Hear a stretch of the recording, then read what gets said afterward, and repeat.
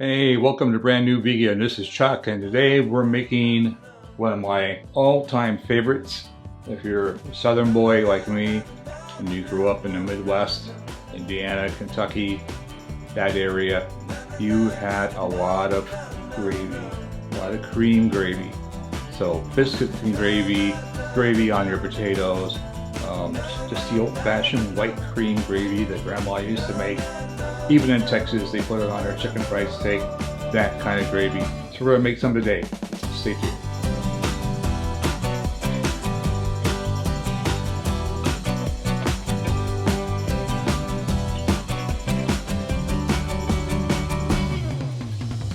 So I got a quarter cup of whole wheat flour, regular whole wheat, 100% whole wheat flour. I'm going to put it in a dry pan. There's nothing in this, no oil, nothing. Just going to dump that in. And I have some seasoning. And it's just nutritional yeast, some sage, some thyme, some black pepper. And I have all the amounts and ingredients in the description below. I'm going to dump that in. We're going to mix this up. And we're going to toast it. Traditionally, gravy was made by making a roux, which is flour and oil, flour and fat, until it browned, and then you add your milk. We're not going to do that. We're going to leave the fat out of this. Just dry toast the dry ingredients. So I'll turn this on. And you'll know it's ready when it starts to smell like toast. It smells like somebody's making toast. So not that long. So while that's toasting, I'm going to get my milk ready. I've got oat milk. You can use almond milk, soy milk, whatever kind of plant-based milk you like.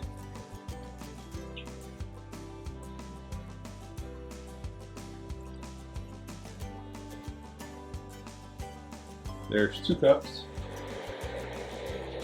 Why do they put these lids on so weird? There we go. I have no salt in this, my mix, so I'm going to add a little bit of salt flavor, a little umami flavor, by adding some soy sauce to the milk, just a tablespoon. Doesn't change the color that much. It's getting almost ready. I can smell it.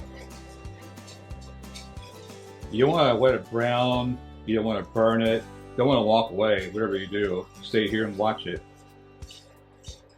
But just a minute or two until it starts to smell like somebody's cooking toast. To thicken this, the flour will thicken it some. To thicken it the rest of the way, I'm going to use potato flakes. This is the kind I get. Bob's Red Mill. There's nothing in this but dehydrated potatoes. That's it. I can't show it close up, but if you look on the back, that's the only ingredient, potatoes.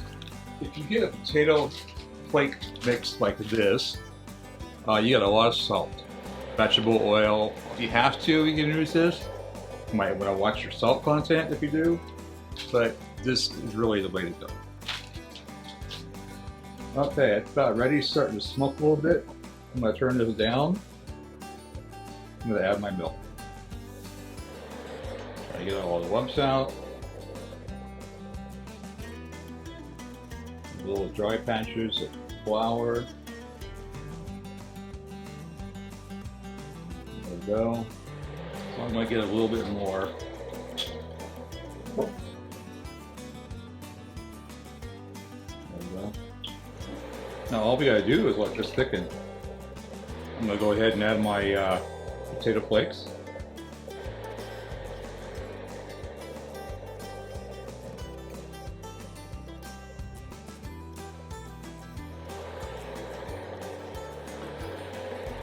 You can use this on biscuits, as I said, and I have a biscuit recipe I'll give you. It's again up there or whichever corner the little card pops up.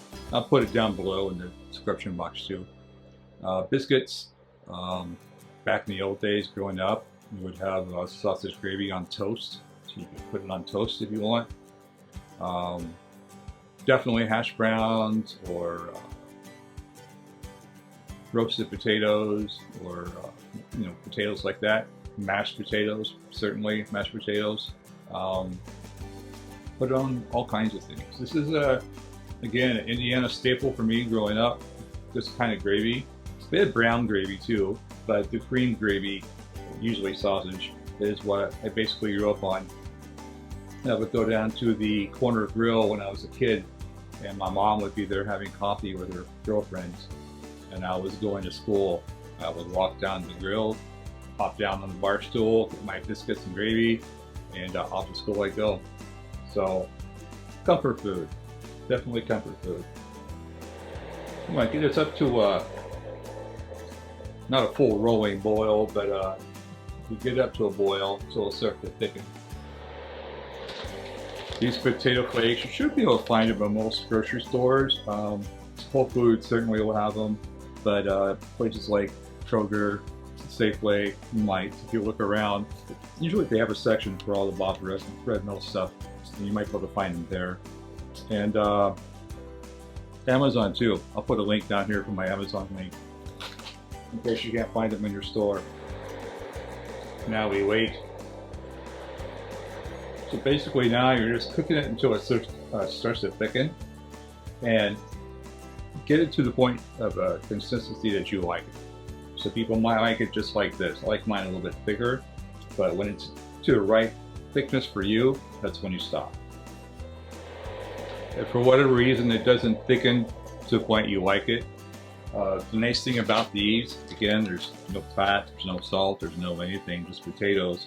You could add a tablespoon at a time and get it with potatoes to get the consistency you like. But this is getting really close. This is great. So I'm going to finish this off and get a plate and get some biscuits, and I'll show you what it looks like in just a minute.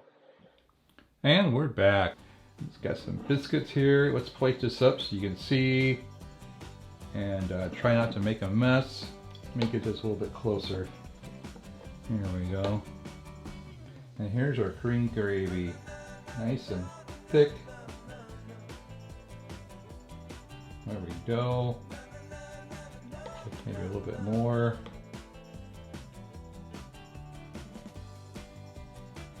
Bam. So easy, so good. A little black pepper on top for me. My wife don't like it, but I do. There we go. Homemade biscuits and gravy. Hope you liked the recipe. Hope you liked the video. If you do, please remember to give me a like, give me a thumbs up, and hit that subscribe button if you haven't already. And I will see you in the next video. This is Chuck from Brand New Vegan. Thanks for watching.